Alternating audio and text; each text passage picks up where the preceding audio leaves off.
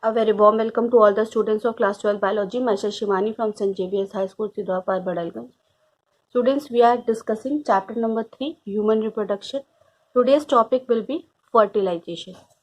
First of all, I will read little bit of NCERT and try to explain those points. After that, we will start with the diagrams and explanation of the topic. First, today's video, we will discuss about fertilization only. In the next video, we are going to discuss about the implantation. So what is basically fertilization? Male sperm plus female's egg. When male sperm meets with the female egg, this process is called as fertilization. During copulation, coitus, semen is released by the penis into the vagina, insemination. If you have NCERT, please open page number 51. Copulation means when the male and female are having sexual intercourse. That process is called copulation or coitus. So at the end of sexual intercourse, males releases semen into the female's vagina, and that process is called as insemination. How you will define insemination? Insemination is injection of sperm into vagina. So insemination can be done by other methods if a female is not able to conceive a baby naturally. With the help of a syringe, taking the male sperm, we insert the male sperm into the female's vagina with the help of a syringe, and this process is called as artificial insemination. So what happens? First of all, sperm enters into the cervix through the cervix canal. It goes to uterus, and then from the uterus to ampullary region of fallopian tube. Same ovum also goes there, and then they fertilize. In the NCERT, it's written, the motile sperm swims rapidly, pass through the cervix, enter into the uterus, and finally reach the ampullary region of the fallopian tube.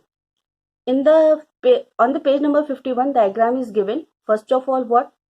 Sperm will go through the cervical canal, will enter into the uterus, and finally in the ampullary region of the fallopian tube. The ovum released by the ovary is also transported to the ampullary region where fertilization takes place. When ovary releases the ovum, it also gets transported to the ampullary region where they will fuse with each other and fertilization will be done. Fertilization can occur only if the ovum and sperms are transported simultaneously to the ampullary region. NCERT में एक बात लिखी है जो कि शायद कुछ हद तक पॉसिबल नहीं है. इसमें यह लिखा गया है कि अगर फर्टिलाइजेशन कराना है, प्रेगनेंसी होनी है, तो उसके लिए मेल स्पर्म और फीमेल एग को एक साथ ही एम्पुलरी रीजन तक पहुंचना होगा, जो कि हर बार ये पॉसिबिलिटी नहीं हो सकती. कई बार स्पर्म वजाइनल ट्रैक्ट में पहले से रहते हैं, या कई बार स्पर्म प्रेजेंट है, ओवम जो है वो बाद में आ रहा है, कई बार ओवम प्रेजेंट होता है, स्पर्म आता है. तो एक साथ साइमल्टेनियसली, बहुत ही रेयर केस में ये होता होगा कि साइमल्टेनियसली दोनों चीज एक साथ एम्पुलरी रीजन में पहुंच जाए, लेकिन एनसीईआरटी में लिखा है तो हमें इसे सही मानना होगा. और इसीलिए क्या लिखा है इसके बाद की लाइन में, this is the reason why not all copulations lead to fertilization and pregnancy. इसीलिए जरूरी नहीं है कि हर बार सेक्सुअल इंटरकोर्स के बाद, सीमेन रिलीज करने के बाद फर्टिलाइजेशन और प्रेगनेंसी हो ही. The process of fusion of a sperm with an ovum is called fertilization. ये भी मैंने बताया, जैसे ही मेल स्पर्म और फीमेल एग जो है वो मिलता है, कंबाइन करता है, तो उस प्रोसेस को क्या कहते हैं? फर्टिलाइजेशन.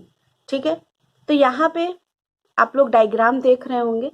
एनसीईआरटी में भी पेज नंबर 51 पे ये डायग्राम दिया हुआ है कि ओवम है.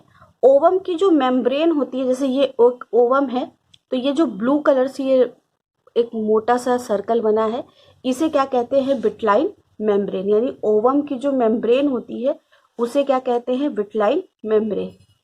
इसी तरह ओवम और जोना पेलुसिडा के बीच में जो स्पेस है उसे क्या कहते हैं? Perivitelline space. क्या कहा जाएगा? Perivitelline space. तो पेरी मतलब क्या होता है, अराउंड, और विटलाइन मतलब क्या होता है, ओवम या ओवम्स मेम्ब्रेन, ठीक है। Process of fusion of a sperm with an ovum is called as fertilisation और सिनगैमी। एक और नाम है फर्टिलाइजेशन का, वो क्या है, syngamy. Now we will discuss that how the sperm and egg meet in the ampullary region for the process of fertilization. Ovary releases ovum at secondary oocyte stage every month and this process is called as ovulation. हम लोगों ने ये पढ़ा था कि primary oocyte stage कब रहती है, जब फीमेल फीटस अपनी मदर के वूम के अंदर होती है, और उसके बाद उसमें क्या होता है, मियोसिस 2 कब होता है, प्यूबर्टी के बाद, लेकिन वो मियोसिस 2 मेटाफेज स्टेज में जाके रुक जाती है, इसीलिए वो क्या होता है, सेकेंडरी oocyte ही रहता है, अभी वो ओवम जो है वो कंप्लीट नहीं बना है। तो ओवरी जो है हर महीने वो ओवम रिलीज करती है जो कि सेकेंडरी oocyte स्टेज पे रहता है, और ये प्रोसेस क्या होता है, ओवरी के द्वारा जब ओवम रिलीज करने का, इसे हम कहते हैं ओव्यूलेशन। इससे पहले भी हम लोगों ने ये बात कर ली है कि अल्टरनेट दोनों ओवरी से एक एक महीने पे ओवम जो है वो रिलीज करता है, यानी एक ओवरी अगर जनवरी में रिलीज की तो दूसरी वाली ओवरी फरवरी में, इसी तरह ये प्रोसेस अल्टरनेटली चलता रहेगा, ठीक है। Fimbriae captures ovum and transport it to ampulla. Ampulla have ciliated columnar cells through which egg moves. As we know, ovum और egg is not a motile cell. इससे पहले भी हम लोग ने फीमेल रिप्रोडक्टिव सिस्टम पढ़ा था। ये क्या है, यूट्रस है, ये वेजाइना है, ये सर्विकल कैनाल है, ये क्या है, फेलोपियन ट्यूब, इन्फेंड्यूबुलम, एम्प्यूला। एम्प्यूला हम लोग ने पढ़ा था कि सोलन रीजन होता है। तो यहाँ पे क्या होता है कि ये ओवरी क्या है, ओवरी कनेक्टेड है किससे, एक लिगामेंट से कनेक्टेड है। तो ओवरी जैसे ही ओवम जो है वो रिलीज करता है, फिम्बरी क्या करती है, इस ओवम को कैप्चर कर लेती है, और कैप्चर करने के बाद ये कहाँ पे मूव करती है, एम्प्यूला। तो जब उस समय भी हम लोगों ने पढ़ा था तो मैंने आपको ये बताया था कि एग जो है वो मोटाइल सेल नहीं है। ह्यूमंस के अंदर सिर्फ एकमात्र फ्लैजिलेटेड सेल है, वो है mail sperm.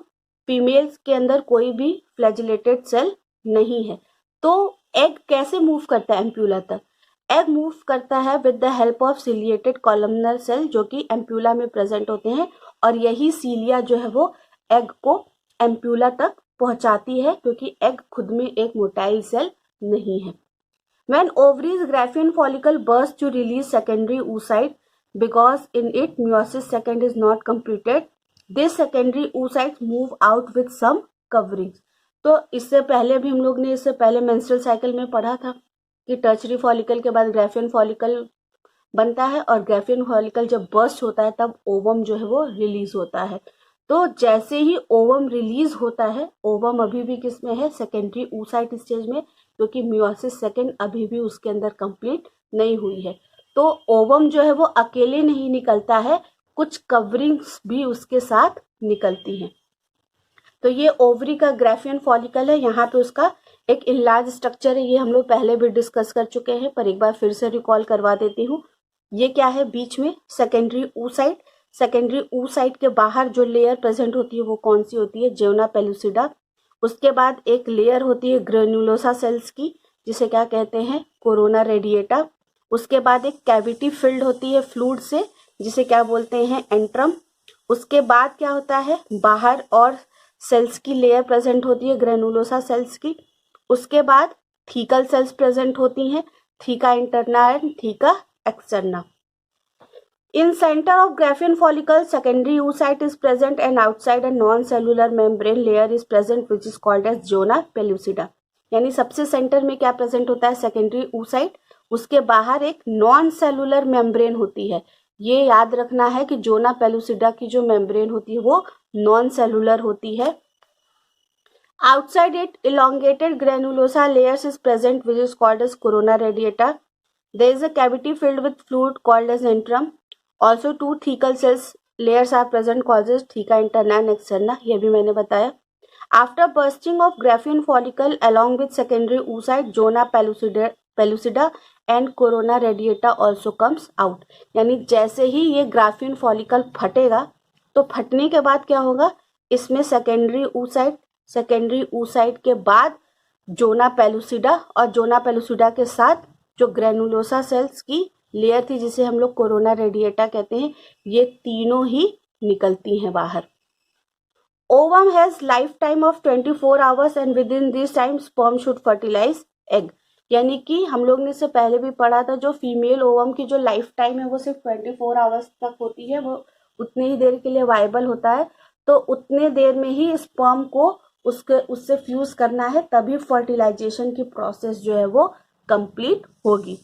During sexual intercourse man releases 200 to 300 million sperms in female's vagina. Lot of sperms dies in vagina due to its acidic environment also. The female's body phagocytes consider sperm as foreign cells, so they start killing it.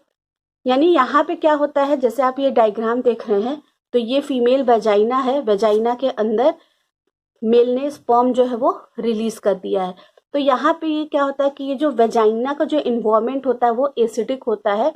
इसी acidic environment की वजह से जो sperms होते हैं वो मरने लगते हैं। प्लस क्या होता है कि फीमेल के बॉडी के अंदर जो फैगोसाइट्स होते हैं वो स्पर्म को as a foreign cells consider करते हैं। तो ये फैगोसाइट्स क्या करते हैं, स्पर्म को किल करना स्टार्ट कर देते हैं। इसीलिए वन इजेकुलेशन में इतने ढेर सारे स्पर्म्स जो है वो रिलीज होते हैं, यानी 200 से लेकर 300 मिलियन, क्योंकि 200 से 300 मिलियन में मात्र 200 से 300 स्पर्म ही ओवम तक पहुंच पाते हैं। बाकी सारे जो स्पर्म्स होते हैं वो सबके सब उसी जगह वेजाइना के अंदर ही उनकी डेथ हो जाती है। ठीक है, तो 200 to 300 मिलियन स्पर्म्स रिलीज होते हैं, जिसमें कि कुछ 200 या 300 स्पर्म्स जो है वो वेजाइना तक पहुंच पाते हैं। तो क्या होगा, स्पर्म सबसे पहले रिलीज होगा, फिर कहाँ जाएगा, वेजाइनल सर्विक्स में, सर्विक्स से यूट्रस, यूट्रस से क्या होगा, मैक्सिमम स्पर्म्स जो है वो मर जाएंगे। जो बचेंगे उनका क्या होगा, vaginal secretions gets on remaining sperm and washes it heads. तो यहाँ से क्या होगा, अगर आप लोग को ध्यान से दिख रहा होगा तो ये पर्पल कलर का एरो है, ये पर्पल कलर का एरो ही क्या है, वेजाइनल सिक्रीशन। ये वेजाइनल सिक्रीशन क्या होता है, जो बचे कुछ स्पर्म्स होते हैं ये इनके ऊपर एक्ट करता है, और एक्ट करने के बाद ये क्या करता है, जो स्पर्म का जो हेड होता है ये उसको वॉश कर देता है। Vaginal secretions act on plasma membrane of sperm and they take out some protein and carbohydrate and make it weak. तो इस हेड वॉश करने का मतलब क्या होता है, हम लोगों ने स्पर्म का स्ट्रक्चर पढ़ा था कि स्पर्म के स्ट्रक्चर के ऊपर एक प्लाज्मा मेम्ब्रेन की कवरिंग होती है, और प्लाज्मा मेम्ब्रेन किससे बना होता है ये हम लोग को पता है, प्रोटीन प्लस कार्बोहाइड्रेट। तो ये वेजाइनल सीक्रेशंस क्या करती हैं, इसी प्लाज्मा मेम्ब्रेन के ऊपर एक्ट करती हैं, और एक्ट करने के बाद इससे कुछ प्रोटीन और कार्बोहाइड्रेट ले लेती हैं, जिससे ये प्लाज्मा मेम्ब्रेन क्या हो जाता है, वीक हो जाता है। So when the sperm reaches the to ovum the acrosome will burst easily to release its enzyme to cross the various layers of egg also. This reaction is called as capacitation reaction. तो जैसे ही sperm क्या है वो ovum के पास पहुंचेगा तो यहाँ पे उसका एक्रोसोम है वो फट जाएगा, फटने की वजह से कुछ एंजाइम्स रिलीज होंगे, और ये एंजाइम्स जो रिलीज होंगे तो ओवम के बाहर जितनी भी लेयर्स है, चाहे वो जोना पेलुसिडा की हो, कोरोना रेडिएटा की हो, इन सबको वो पियर्स करते हुए ओवम तक पहुंच जाएगा। ठीक है, तो यहाँ पे हम लोग देख रहे हैं कि ये स्पर्म है, स्पर्म के हेड के ऊपर क्या है, वेजाइनल सिक्रीशंस आ रही हैं, और ये वेजाइनल सिक्रीशंस क्या कर रही हैं, प्रोटीन और कार्बोहाइड्रेट को रिमूव कर रही हैं, जो प्लाज्मा मेम्ब्रेन है स्पर्म का। इस रिएक्शन को क्या कहते हैं, जहाँ पे प्रोटीन और कार्बोहाइड्रेट रिमूव होते हैं स्पर्म के हेड के प्लाज्मा मेम्ब्रेन से, capacitation reaction. Now the sperm 200 almost will reach to ovum for fertilisation.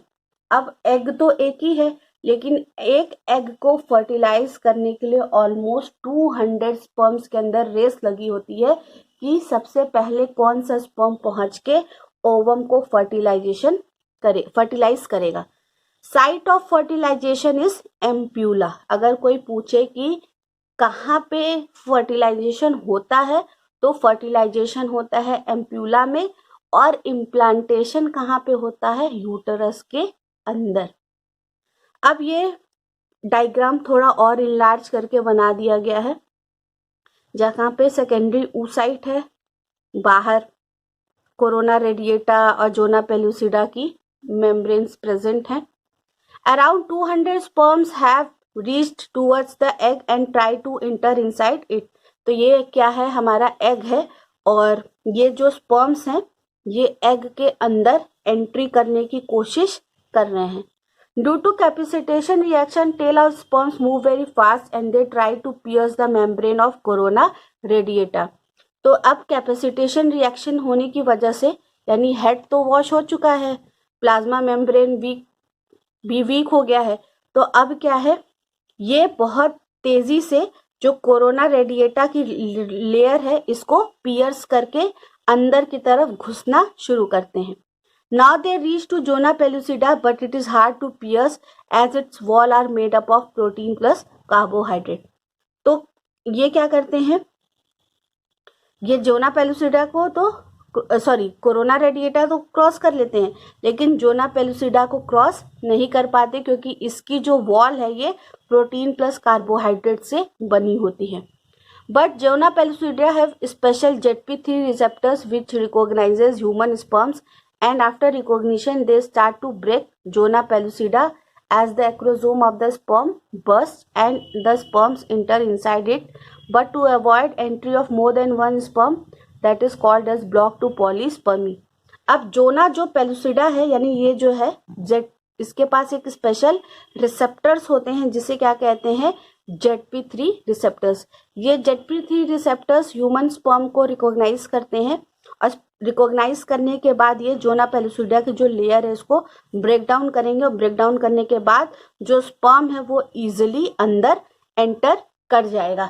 लेकिन ये जो फैसिलिटी होती है वो सिर्फ एक स्पर्म को मिलती है, यानी 200 में से सिर्फ एक स्पर्म जो है वो ही जोना पेलुसिडा के ZP3 रिसेप्टर्स तक पहुंच पाएगा. बाकी सारे के सारे 199 स्पर्म्स मर जाएंगे या अंदर नहीं घुस पाएंगे.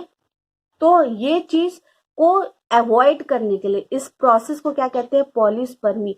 पॉलीस्पर्मी यानी कि more than one sperm ovum को जाके फर्टिलाइज ना करे, इसीलिए जैसे ही पहला स्पर्म ओवम तक पहुंचता है बाकी ओवम के अंदर कुछ ऐसे चेंजेस हो जाते हैं जिससे कि बाकी और सारे स्पर्म्स उसको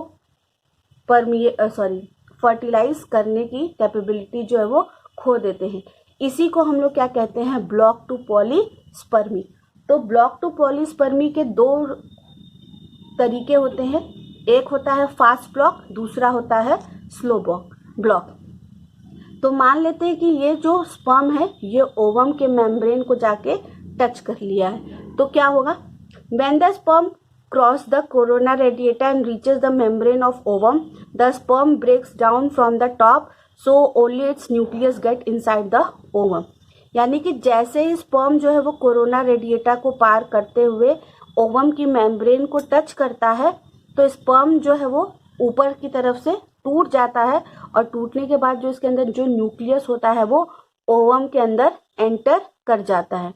When the sperm head touches the vitline membrane of ovum, the membrane gets depolarized, so any other sperm can't enter. तो जैसे ही स्पर्म का जो ये हेड है ये ओवम की विटलाइन मेम्ब्रेन को टच करता है, टच करते हुए जो ओवम की जो ये मेम्ब्रेन है ये डीपोलराइज हो जाती है और डीपोलराइज होने की वजह से और जो स्पर्म है वो इसके अंदर तक नहीं पहुंच पाते हैं. तो फास्ट ब्लॉक क्या होगा, fast block is depolarisation of vitelline membrane. तो ये क्या अवॉइड करने के लिए होता है, पॉलीस्पर्मी. सेकेंड क्या तरीका है, slow block. Lots of chemicals will be released from the ovum as the male pronucleus enter inside and these chemicals destroy ZP3 receptors so the Zona pellucida will not be able to recognize any other sperm. अब क्या होता है, दूसरे तरीके में क्या होता है, स्पर्म के जो हेड ने फीमेल ओवम का जो मेम्ब्रेन है उसको टच किया, टच करते ही जो ओवम है वो ढेर सारा केमिकल जो है वो रिलीज करना स्टार्ट कर देगी. तो इस केमिकल्स रिलीज करने की वजह से ये जो केमिकल्स होते हैं ये जोना पेलुसिडा के ZP3 रिसेप्टर्स को डैमेज कर देते हैं। तो जैसे ही ZP3 रिसेप्टर्स डैमेज होते हैं, ZP3 रिसेप्टर्स के अंदर ही ये कैपेसिटी होती है कि वो ह्यूमन स्पर्म को रिकॉग्नाइज करें, तो ZP3 रिसेप्टर्स ही डिस्ट्रॉय हो जाते हैं। तो डिस्ट्रॉय होने के बाद अदर जो स्पर्म है वो ओवम तक नहीं पहुंच पाते। So slow block is destruction of ZP3 receptors making zona pellucida impermeable. Slow block कैसा तरीका है, यहाँ पे हम लोग ZP3 रिसेप्टर्स को डिस्ट्रॉय कर देते हैं ताकि जोना पेलुसिडा क्या हो जाए, इम्परमिएबल हो जाए। In females ovum, when male pronucleus has entered, meiosis second was not completed in secondary oocyte. So after entry of male pronucleus, meiosis second gets completed. So the nucleus will form another nucleus connected with spindle fiber. अब क्या होता है कि ये जो female का जो ovum है, हम लोग ने क्या बोला था कि जैसे ही ग्राफियन फॉलिकल से ओवम जब रिलीज होता है तो उसको ओवम कहना सही नहीं होगा, क्योंकि अभी भी वो क्या है, सेकेंडरी oocyte स्टेज में है। मियोसिस सेकेंड उससे कंप्लीट नहीं हुई है। ठीक है, तो अब यहाँ पे क्या होगा कि ये जो न्यूक्लियस है, इस न्यूक्लियस के अंदर मियोसिस सेकेंड कब होगी, जब मेल प्रोन्यूक्लियस ओवम के अंदर एंटर कर जाएगा। तो यहाँ पे हम लोग देख रहे हैं कि ये ओवम है, ओवम के अंदर मेल प्रोन्यूक्लियस प्रेजेंट है। अब मेल प्रोन्यूक्लियस से क्या होगा, ये प्रेजेंट हो गया। अब ये जो न्यूक्लियस है ओवम का, जो कि सेकेंडरी oocyte के स्टेज पे है, इसके अंदर मियोसिस सेकेंड जो है वो कंप्लीट हो जाएगी। तो मियोसिस सेकेंड, इससे पहले भी हम लोग ने पढ़ा था कि जब प्राइमरी oocyte में भी जब मियोसिस फर्स्ट होती है तो अनइक्वल डिवीजन हुआ था, एक फर्स्ट पोलर बॉडी बनी थी और एक हैप्लॉइड ओवम बना था। इसी तरह जब मियोसिस सेकेंड भी होगी ओवम के अंदर, तब भी क्या होगा, दो ये भी अनइक्वल डिवीजन होगा, यानी एक छोटा बनेगा, एक छोटा सेल बनेगा जिसे क्या कहेंगे, सेकेंड पोलर बॉडी, और एक बड़ा सा हैप्लॉइड ओवम बन जाएगा जो कि स्पिंडल फाइबर से क्या होगा, कनेक्टेड होगा। ठीक है, तो ये सेकेंड पोलर बॉडी है जो कि बाद में जाके डीजेनरेट हो जाएगा। जैसे फर्स्ट पोलर बॉडी बनने के बाद डीजेनरेट हुआ था, उसी तरह सेकेंड पोलर बॉडी भी क्या होगा, बनने के बाद डीजेनरेट हो जाएगा। और अब ये जो स्ट्रक्चर है, ये बचा वाला सेल है, जो बड़ा सा ये ब्लैक वाला इधर से इधर पूरा ये दिख रहा है, यानी इस चीज को छोड़ के ये जो बचा हुआ सेल है, इसे हम क्या कहेंगे, ओवम कहेंगे। और इसके अंदर फीमेल प्रोन्यूक्लियस भी है, मेल प्रोन्यूक्लियस है। इसकी प्लॉइडी क्या है, N, इसकी भी N है। दोनों N क्रोमोसोम वाले क्या करेंगे, फ्यूज करेंगे। फ्यूज करने के बाद क्या हो जाएगा, जाइगोट बनेगा, जो कि क्या होगा, 2N, hence fertilisation is complete. After meiosis second is completed, two cells are formed. One small cell will be called as second polar body, which will be destroyed and is formed after sperm's nucleus enter inside ovum. तो ovum के अंदर meiosis second कब complete हो रही है, जब mail pronucleus ovum के अंदर ऑलरेडी एंटर कर चुका है। उससे पहले मियोसिस सेकेंड कंप्लीट नहीं होती है। तो मियोसिस सेकेंड जब कंप्लीट होगी तो दो सेल बनेंगे। जैसे मियोसिस फर्स्ट कंप्लीट हुआ था तो दो सेल बने थे, उसी तरह मियोसिस सेकेंड कंप्लीट होगा तो दो सेल बनेंगे। ओवरऑल देखा जाएगा तो 4 सेल्स बनते हैं। तो ये जो दूसरा वाला सेल होता है, ये भी मियोटिक डिवीजन क्या है, अनइक्वल है। अनइक्वल डिवीजन क्या रिलीज करेगा, एक छोटा सा सेकेंड पोलर बॉडी बनाएगा और एक ओवम बनाएगा। तो सेकेंड पोलर बॉडी जो है वो आगे चल के डिजेनरेट हो जाएगा। और ओवम के अंदर अब क्या है, मेल प्रोन्यूक्लियस है, फीमेल प्रोन्यूक्लियस है, और ये दोनों क्या होंगे, ये दोनों ही कंबाइन करके जाइगोट, और फिर क्या बनाएंगे, fertilisation. During fertilisation a sperm comes in contact with the zona pellucida layer of the ovum and induces changes in the membrane that block the entry of additional sperms. Page number 51 अगर NCERT की आप पढ़ेंगे तो उसमें ये लिखा है कि जैसे ही फर्टिलाइजेशन के टाइम स्पर्म जो है वो जोना पेलुसिडा लेयर के कांटेक्ट में आता है ओवम के, वैसे ही मेम्ब्रेन के अंदर कुछ ऐसी चेंजेस इंड्यूस करता है जिससे कि अदर स्पर्म्स जो है वो ओवम के अंदर एंट्री नहीं कर पाते हैं। The secretions of the acrosome help the sperm enter into the cytoplasm of the ovum through the zona pellucida, यानी कि एक्रोसोम्स के अंदर जो हाइड्रोलिटिक एंजाइम्स थे ये स्पर्म को हेल्प करते हैं किसमें, ओवम के साइटोप्लाज्म के अंदर एंटर करना through the zona pellucida and the plasma membrane. ये हम लोगों ने ऑलरेडी अभी पढ़ा। This induces the completion of the meiotic division of the secondary oocyte, यानी यहां से क्या होगा, सेकेंडरी oocyte में जो मियोसिस सेकेंड मेटाफेज सेकेंड में रुक गई थी वो अब जाके कंप्लीट हो जाएगी। The second meiotic division is also unequal and results in the formation of A second polar body and A haploid ovum ooted, यानी कि सेकेंड मियोटिक डिवीजन भी अनइक्वल है और ये किसके अंदर रिजल्ट करेगी, यहाँ पे भी दो सेल बनेंगे, एक छोटा सा सेकेंड पोलर बॉडी और एक हैप्लॉइड ओवम जिसे कि ooted भी कहते हैं। Soon the haploid nucleus of the sperms and that of the ovum fuse together to form a diploid zygote। तो मेल प्रोन्यूक्लियस हैप्लॉइड है, फीमेल प्रोन्यूक्लियस हैप्लॉइड है, दोनों हैप्लॉइड मिलके क्या बनाएंगे, एक diploid zygote. How many chromosomes will be there in the zygote, तो अब आप बताइए कि जाइगोट के पास कितना क्रोमोसोम होगा, क्योंकि मेल प्रोन्यूक्लियस 23 है, फीमेल प्रोन्यूक्लियस 23 है, तो ये दोनों n है और जाइगोट क्या है 2n। Very clear, the answer will be 46। This will be all for today. If you like the video please like, share and subscribe my channel. In the tomorrow's video we will discuss the topic implantation, or maybe we will be starting the gestation also in the month of June. I think your pre-med examination is going to start. These three chapters, chapter number 1, chapter number 2 and chapter number 3 will be included in the exam.